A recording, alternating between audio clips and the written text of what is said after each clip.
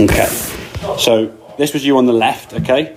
So using the white line on the screen, I suppose, as kind of a yardstick, your left arm goes back and it goes into that white line quite quickly, yeah? So you can see that white line here on the screen, and your bump is just going straight. There's daylight between your left and right arm very quickly, sort of rolling and folding that club, taking that club back quite steep.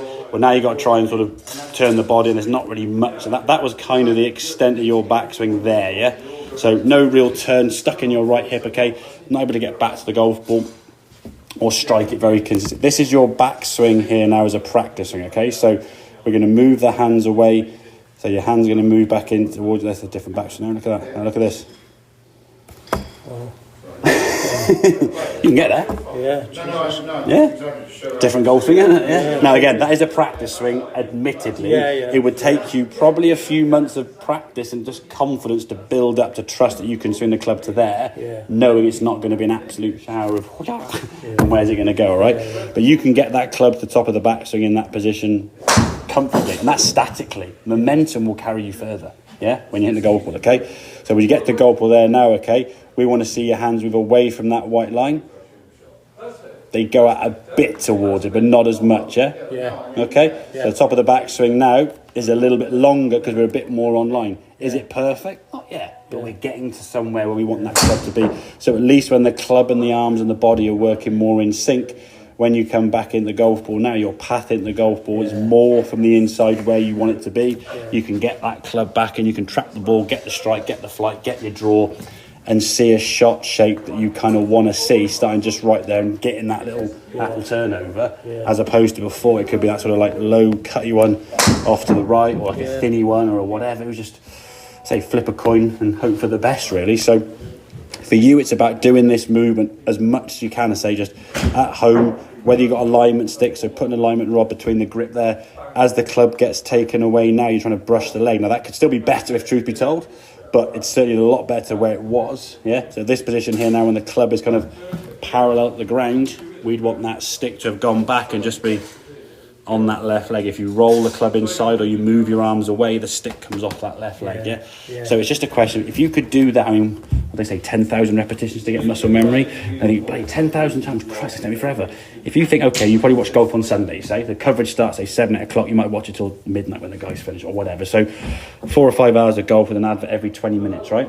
So if you could do maybe 2 minutes every ad break, it's going to be 6 minutes every hour, you could probably get a few movements there. If you're doing 1 a second, that's going to be 300 movements, yeah?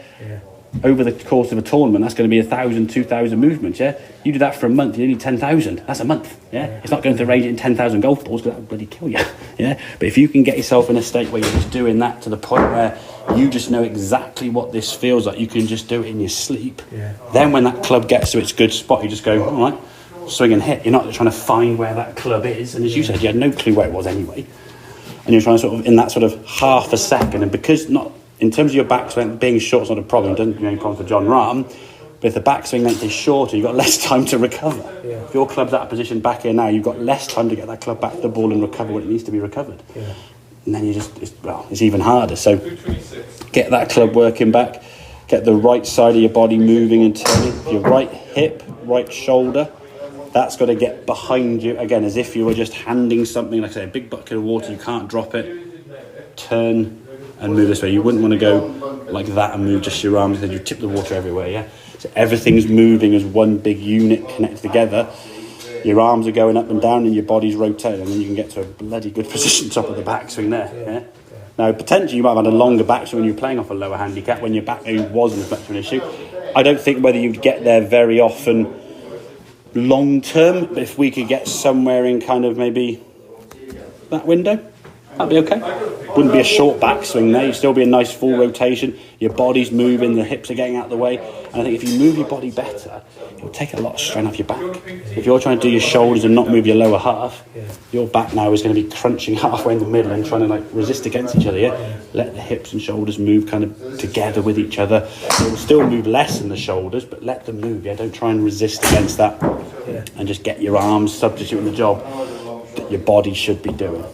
Okay. Yeah. Does that make sense? Absolutely. Good man. Okay, so have a few more then, and we'll see how we do from there. Okay, but yeah, get that right side working better. The right hip, right shoulder's got to move back, and I suppose in some ways, I mean, every shot you hit now, just a rehearse of that movement just before that club goes back, just to get that feel of that takeaway, and then step in the golf ball, 3, 2, 1, and hit. Yeah.